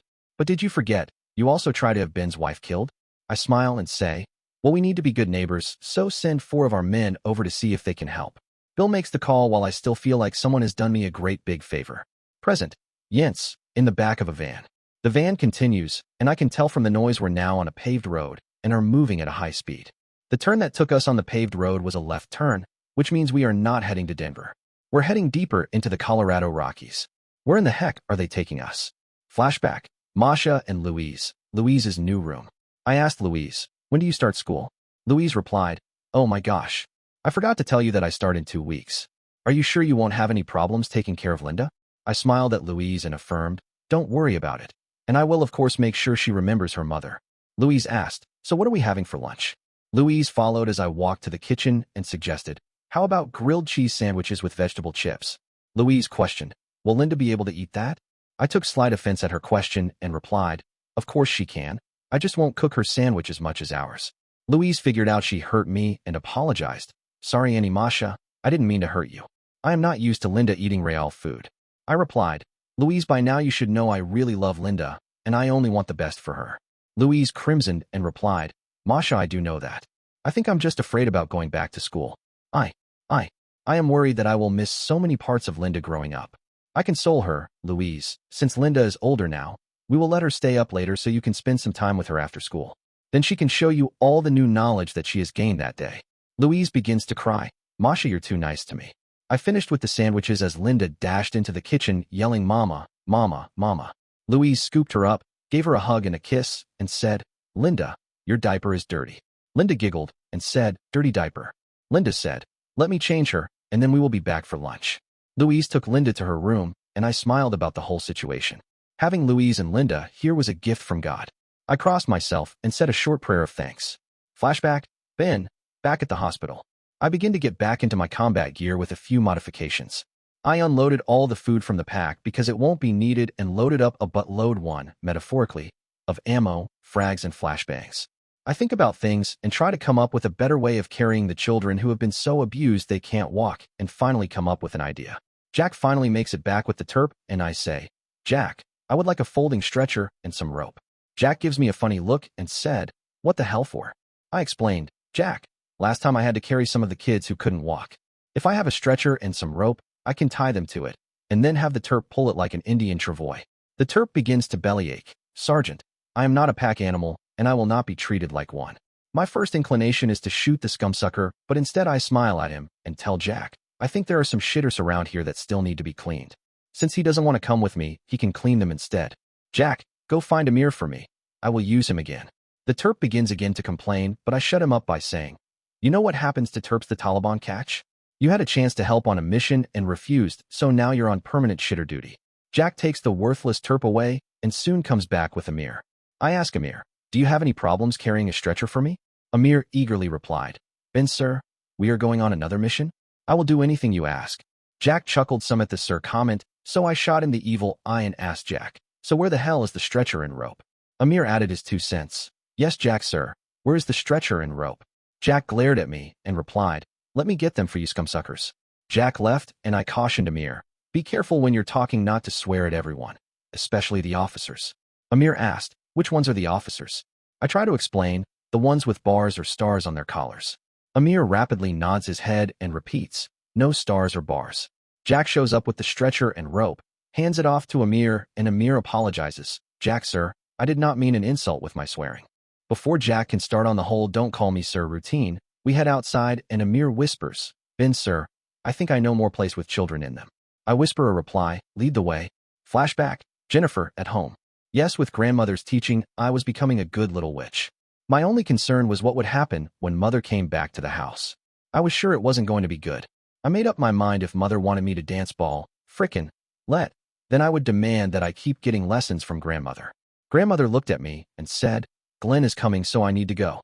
Father knocked on the door and said, Jennifer, I'm going to bring Evelyn home from the hospital. Would you like to come? I thought about it and decided to give mother and daddy some time to themselves, so I replied, Daddy, normally I would, but I think I will give you some time alone with mother. Daddy replied, Okay, my girl. Daniela is still here, so don't worry. Flashback, Alexei at home. I finished the tape and began to work on my homework assignment. Father commented, Well, you seem to be taking to college like a fish to water. I replied, Yes, this is very enjoyable, and I know I will easily be ready for my test later this week. Father asked, When would you like dinner? I had just finished my history homework and suggested, Now would be a good time for me. Father said, I will go make it and call you when it's ready. I knew it was going to be about 30 minutes for Father to make dinner. I did not want to waste the time, so I started the tape on Calculus I. Flashback, Ira and Mira, continuing. Knowing that Kostia was coming was not sufficient warning to prevent the attack, even with our heightened vigilance. Kostia knew we lacked some basic necessities for certain battles and chose to capitalize on our lack of logistic support. We were traversing a trail when grenades of gas rolled down the hill into the midst of us. I yelled gas. However, it was too late, and soon we were overcome and lapsed into unconsciousness. When we awakened, we were bound in shackles and Kostia crowed, You might have defeated my men. However, you will never defeat me. Now it is time for your punishment. Kostia and the new minions he procured forced many vile acts upon our corporeal selves. Flashback, Todd, on the mission. I signed to calm Maria. Don't worry, I have a family to come back to now. Maria said, Yes, that's right. Gail gave me an evil grin and signed agreement. That's right, Todd. I might even let you get lucky. Maria scolded Gail. Young lady, you are much too young to talk that way. Gail stuck out her tongue and teased. Hey, I heard the two of you all last night, so don't try to tell me not to do what you were doing. I nipped it in the bud when I signed. Gail, you are much too young for me. So listen to your sister. We had a great breakfast, thanks to my making it. Then I signed. Roberto will be here in a few minutes to take me to the airport. Maria asked, Todd, where is your bag? I signed. I'm traveling light, so I'm not bringing a bag. We heard Roberto in front of the house. Maria and Gail bid me a tearful goodbye, and I was headed back to work. Present, Ben, back at the cabin. Inga comes out, sees the SUVs driving up, and assures me, Yes, Ben, that is the temporary security team I called. They drive up to the door and Inga orders, I want two of you to man the front gate. Make sure it's closed and don't let anyone in without permission. I add, two of you can come into the house and grab a Modus and some ammo. The blockhouse at the gate is fitted for one, and the field phone to the house should still work. Inga continues, Let's make sure the field phone still works. If not, then we will use our comms. A drone flies overhead, and Inga says, Good. Gretchen already has the drones running, so we should get prior warning of anyone approaching. I remember something and order, we have a wolf and other wildlife in the area. Don't shoot any of it. Inga knows about destiny and reinforces my order. Anyone shooting any wildlife will be executed. Two of the men come inside as we head down into the tunnels and into the weapons storage room. I open the door, point to the side wall where they can't see anything in the weapons room and command, Wait here, I will bring out the Modus. Yeah, I sure as hell don't want them nosing around in the weapons room. I load up the Modus on a cart with 2 ammo boxes. While I'm in there, I see my Alexander Arms Ulfbert and decide to switch weapons. I put the M4 in the rack and sling the Ulfbert over my shoulder and switch tactical vests to the one preloaded for the Ulfbert. I roll the cart out into the room and one of them asks, Is there an elevator we can use? I reply no. However, if we take you out the garage entrance, you can roll this right to your SUV. We change directions and head toward the garage. I get there, put my palm on the scanner, but it doesn't work. I figure Gretchen must still be working out the bugs in the computer upgrades. I pull out a set of keys and manually unlock the door. We roll the cart into the garage and I suggest, pick up one of your SUVs and I will wait for you. One of them heads out the door while I tell the other, I will open the garage doors. I try the hand scanner and this time it works. The garage door unlocks and begins to rise. The SUV drives in. They load the Modus and ammo from the cart into the back of the SUV. I tell them, I will be down in a couple minutes to run a dry patch through the barrel because right now there's oil in it. I silently swear at myself for not doing this while I was in the weapons room. Damn, I'm forgetting too many things. I put my hand on the scanner at the weapons room, and this time it works. I run in, grab the 50 caliber cleaning rod and the associated patches. I make it upstairs where Inga holds up a hand and puts her finger on her lips to tell me not to talk. Glenn is sitting across from her in a hypnotic trance. I wanted to hear what he says, but I need to get to the block house. I quietly slip out the front door, which is now being covered by 2 other security men, and hightail it to the blockhouse. They already have the mod Deuce in the stanchion for it, so I run up and order, "Okay, I will take care of this." I open the breech, put the patches over the end of the rod, and slide it down the muzzle. The patches come out glistening with oil. I repeat the procedure with more clean patches, and this time no oil. I look at the men and ask, "Have you ever loaded a mod Deuce?" One of them replied, "Yes, sir. You're welcome to watch to make sure I'm doing it correctly." I observe, and he does a great job. He asked, "Permission to test fire?" I nodded. He touched of a short burst, and we were ready to rock and roll. And just in time, because a vehicle is approaching the gate. Present, Samantha, at her castle. John and I enter the video editing room in my castle and begin to work on the video. It doesn't take long, so we finish, review it a couple times, then I call the Truth Network and speak to the manager. "We have a priority video we are sending you. Make sure you broadcast it immediately." He assures me he will, so we send it to the Truth Network, turn on the television, and wait. About 5 minutes later, there's a special announcement, and our special video airs. Present, Stacy, watching the report. I knew that Samantha was going to do a report on this, so we had the Truth Network channel turned on and waited. After what seemed like forever, the report starts. Bill and I listen to it. When it finishes, I smile at Bill and remark, "It was a good thing the kidnappers wore masks." Bill asks, "Why's that?" I continue my smile and reply, "Because with the masks on, Jennifer cannot cast a spell on them." Bill glares and mutters, "I thought you were over this whole witch bullshit?" I laugh and say, "Oh no, Bill, she's a witch and that's a fact. But I am over her." Bill questions, "What helped you get over her?" I smile at Bill and say, "When I found out she was a white witch, I realized she couldn't have put a love spell on Ben." Present, Inga. Glenn reveals some interesting things. Glenn swore that I couldn't hypnotize him, and at first he fought it. But I continued to work with him, and he went out like a light. I begin to ask him questions. "Glenn, I want you to return to the time of the kidnapping. Can you do that for me?" Glenn says, "It was terrible, however I will do that." Good. I was concerned he might not be able to do it. I continue with the prodding. "Is there anything else you can tell me about the black van?" Glenn says, "It was a black Mercedes panel van, and the front window had a treatment over it that made it appear black." Good, that was new information, so I continue. "All the men wore masks. Can you tell me about the masks?" Glenn says, "Yes, they all wore masks that looked like a wolf." I ask, "Glenn, can you tell me about their eyes? Do you remember the color of their eyes?" The 50 caliber machine gun fires at the front gate, and Glenn snaps out of his trance. He looks at me and says, "See, I told you that I couldn't be hypnotized."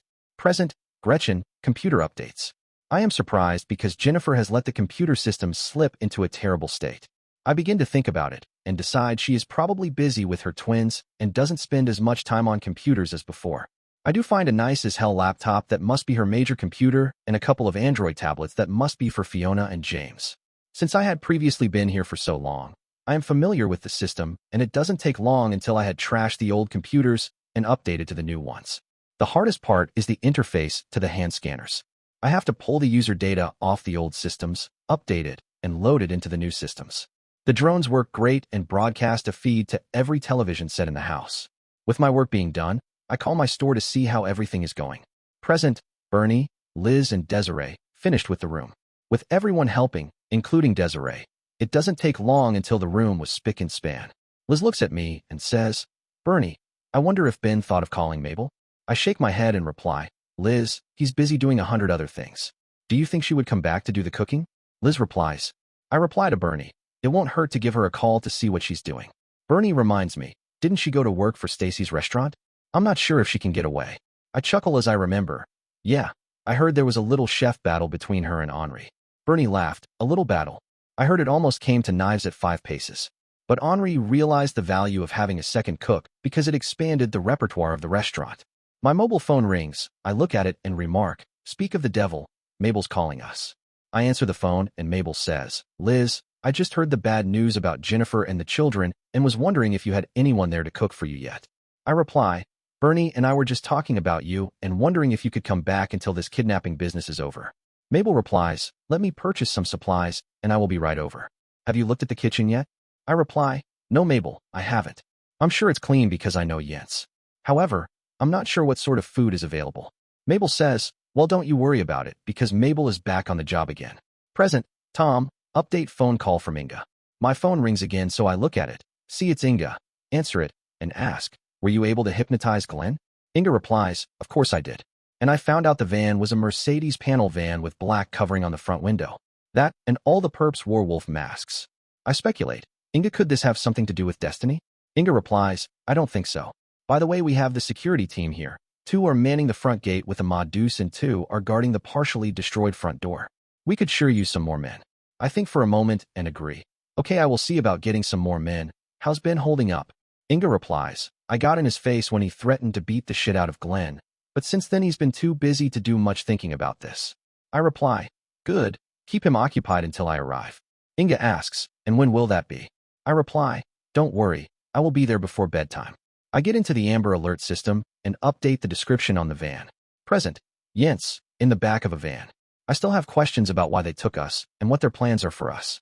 I decide to make the best out of things, so I begin to sing one of the children's favorite songs. Row, row, row your boat. James and Fiona join in, so we're singing as a round. Flashback, Louise and Masha, after lunch.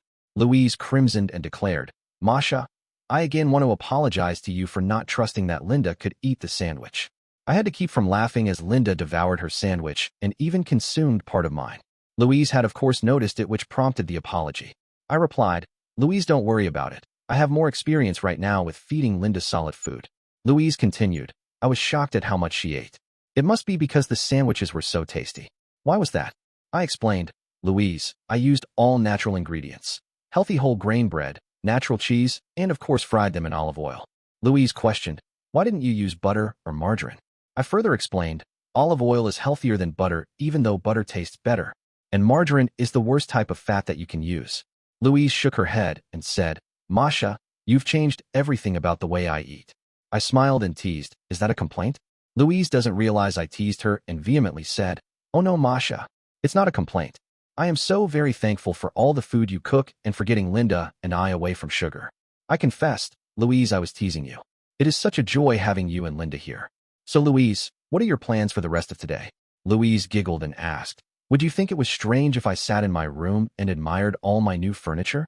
I replied, not at all, and I might even join you after I do the dishes.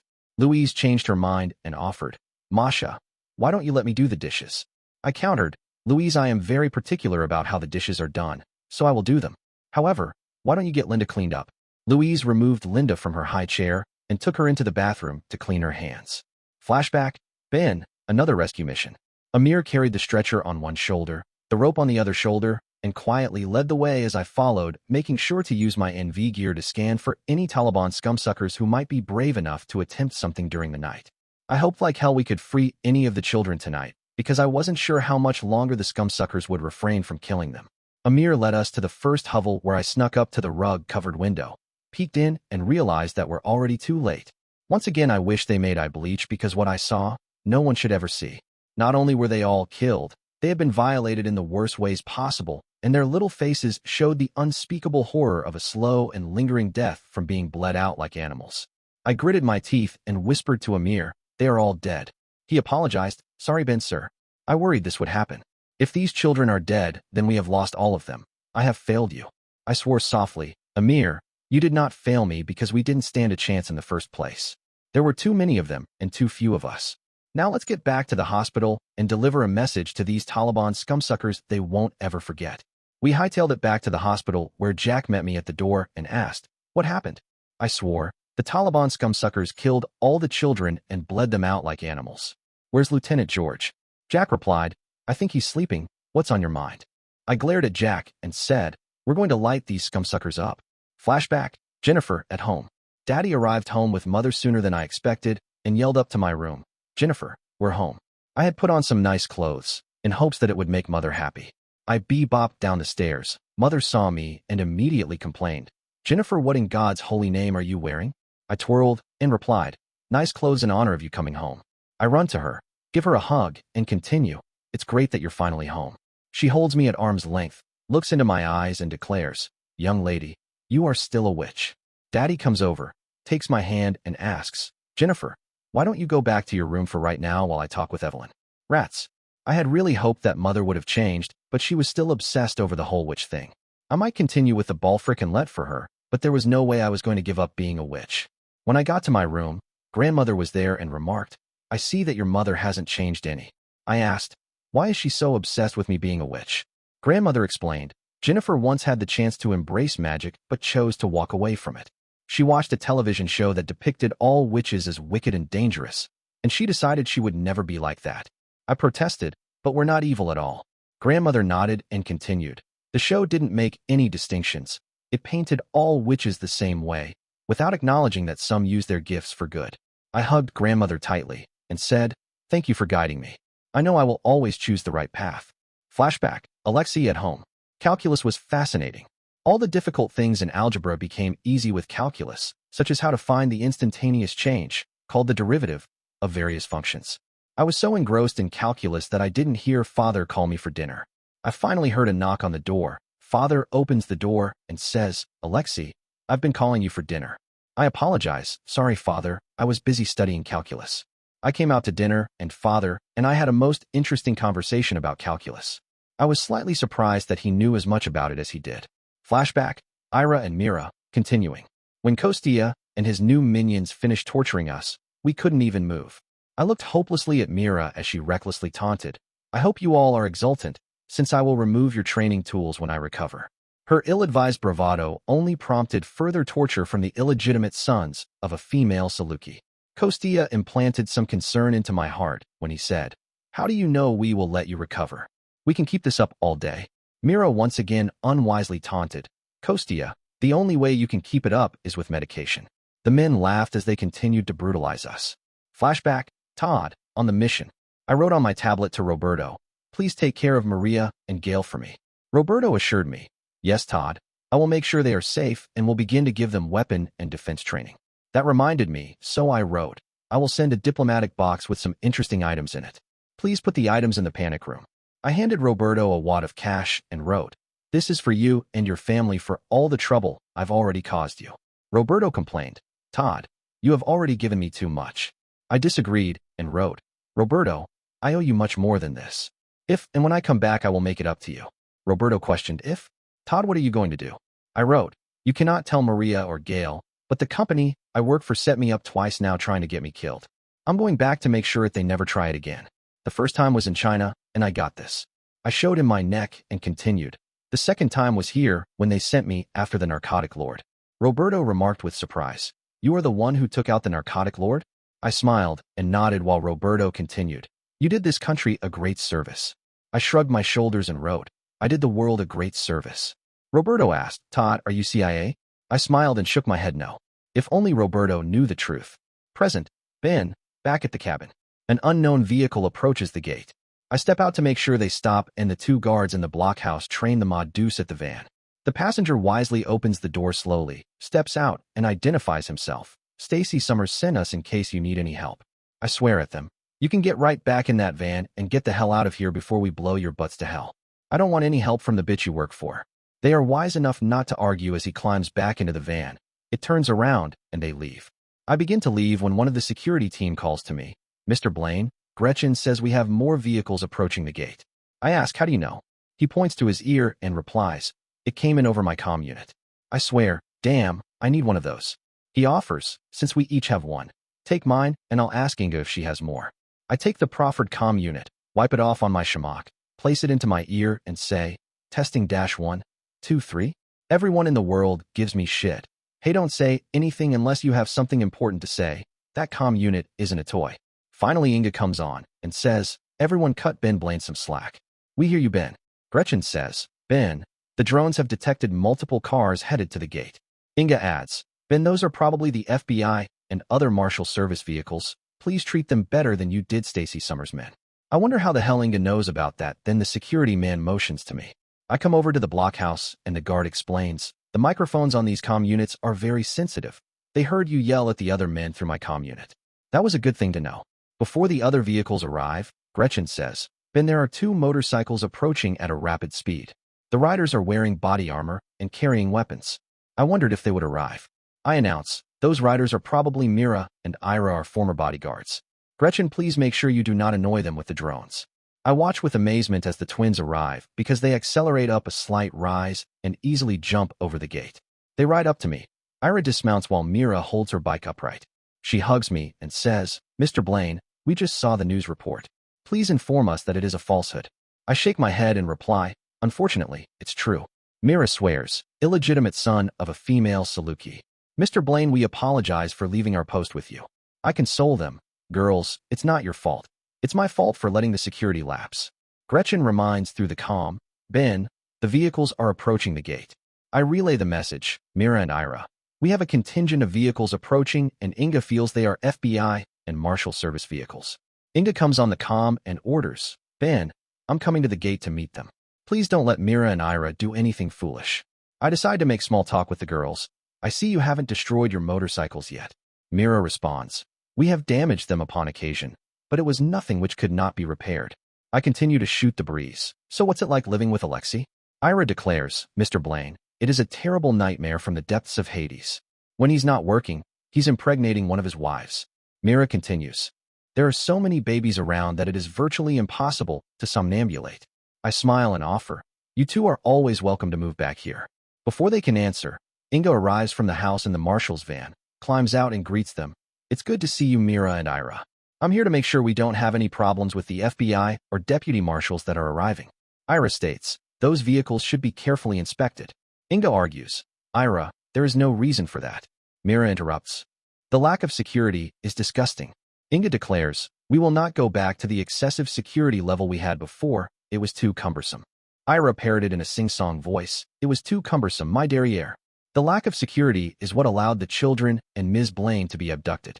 Inga had her fill and said, "Mira and Ira, you can either work with us or you can leave." I step in to restore the peace. "Listen, everyone, I sure as hell don't need this right now, so the three of you cut it the hell out." Inga opens the gate and waves the vehicles through while Ira and Mira carefully observe.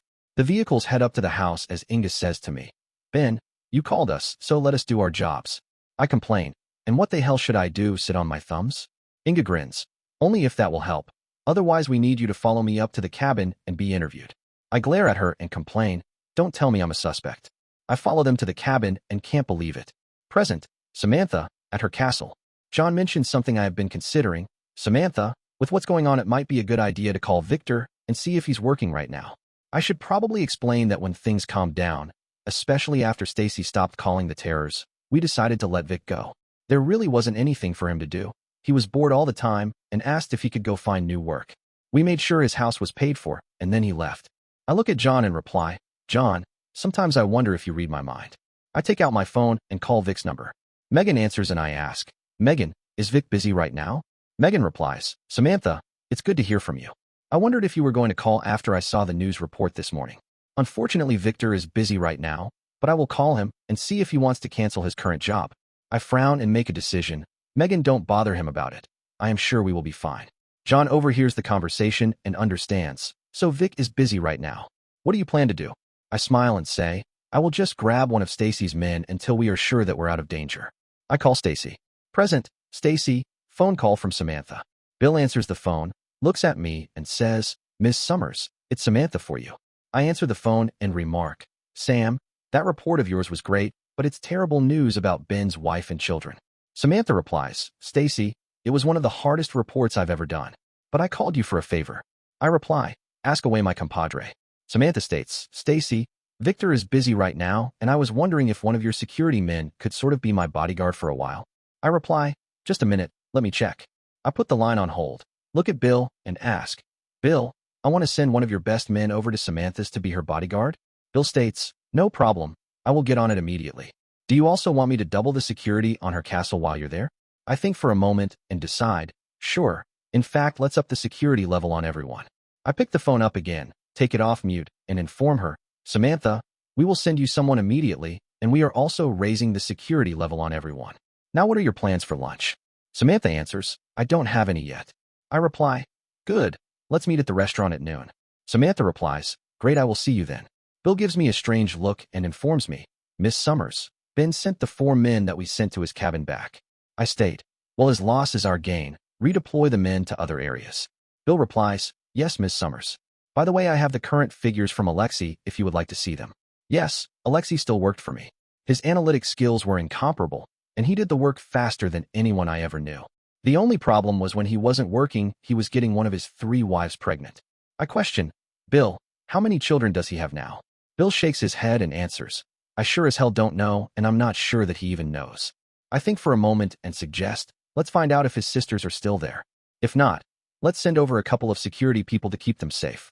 The last thing I would want is for one of his wives or children to be kidnapped. Bill says, that's a great idea. I bet because they were the Blaines' bodyguards, the twins went back to the cabin.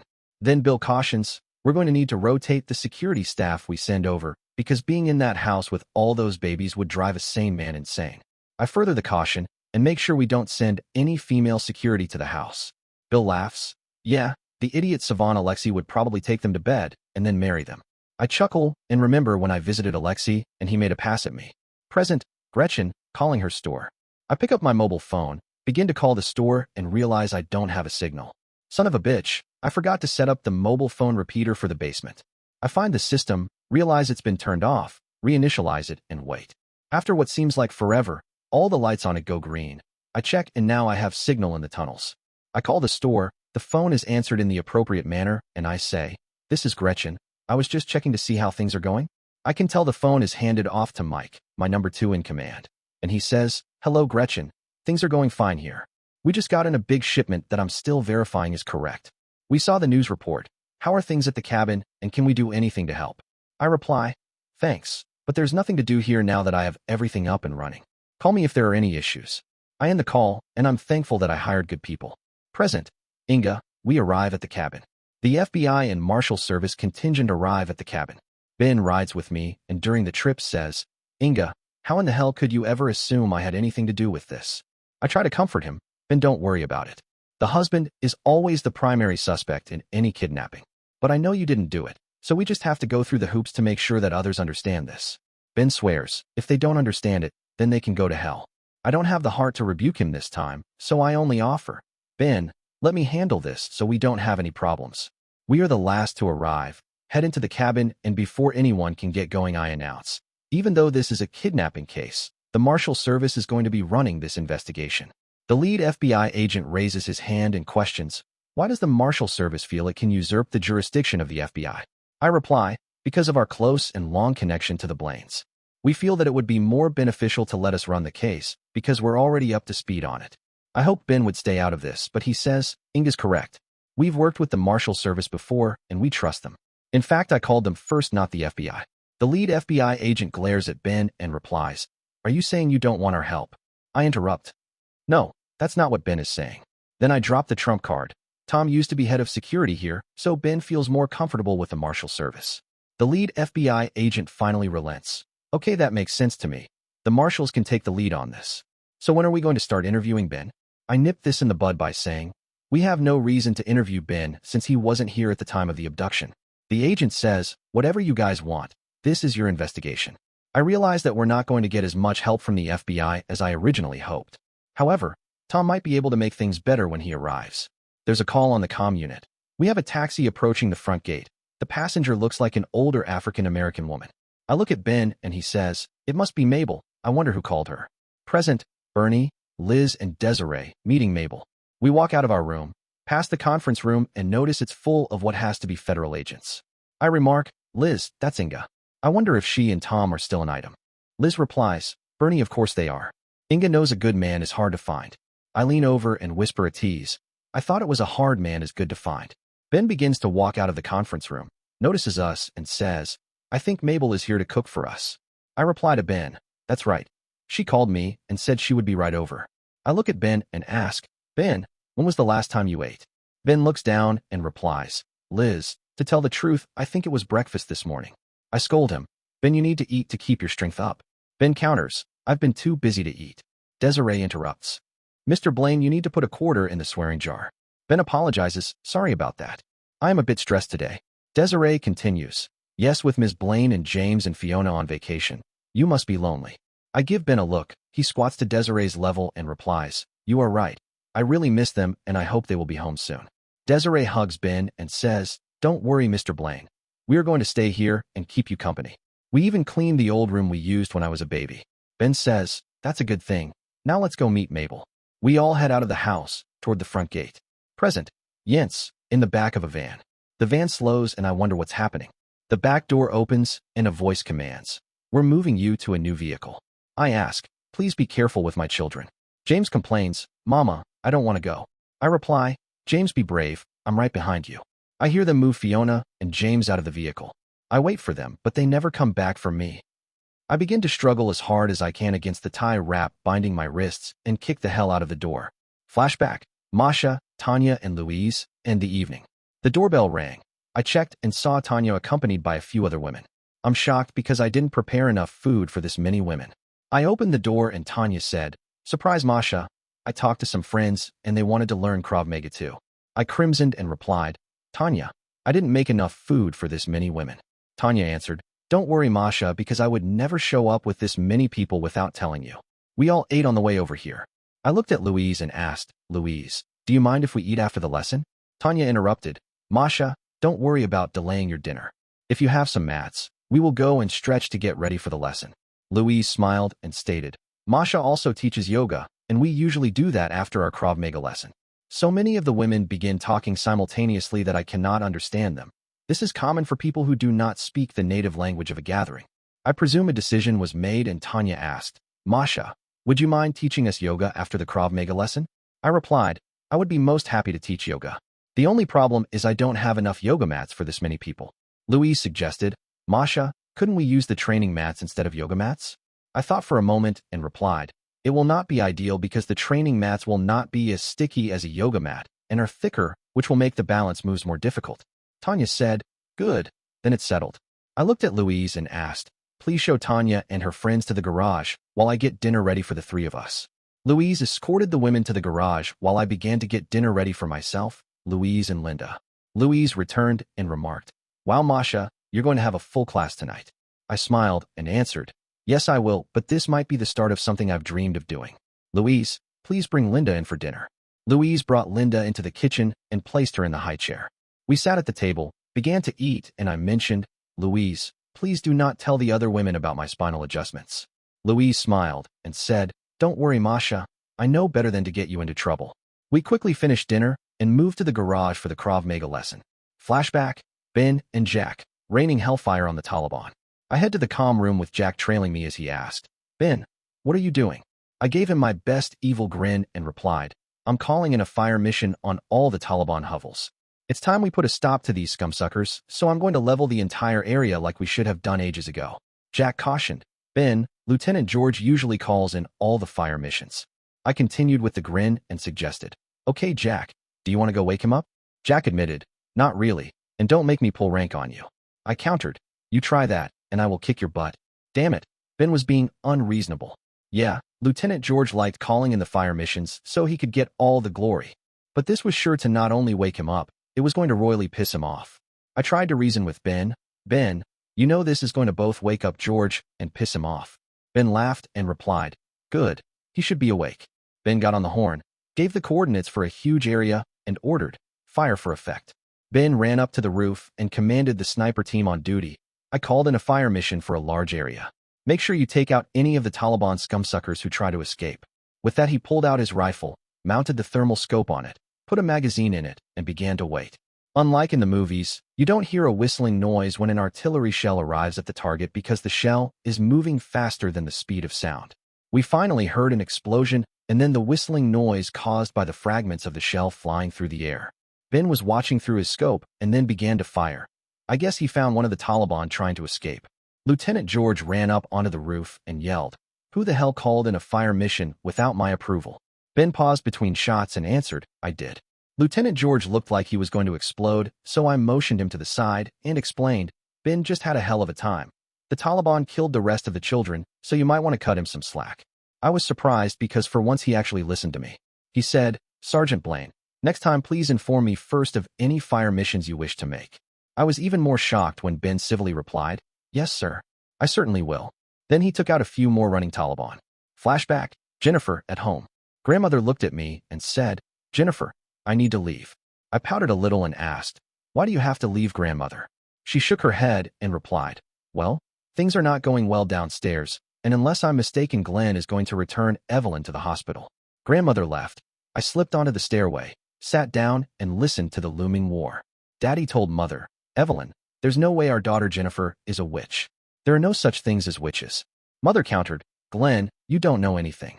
Jennifer's eye color is a dead giveaway that she is a witch. Not only that, I can tell that my mother has been teaching her evil things.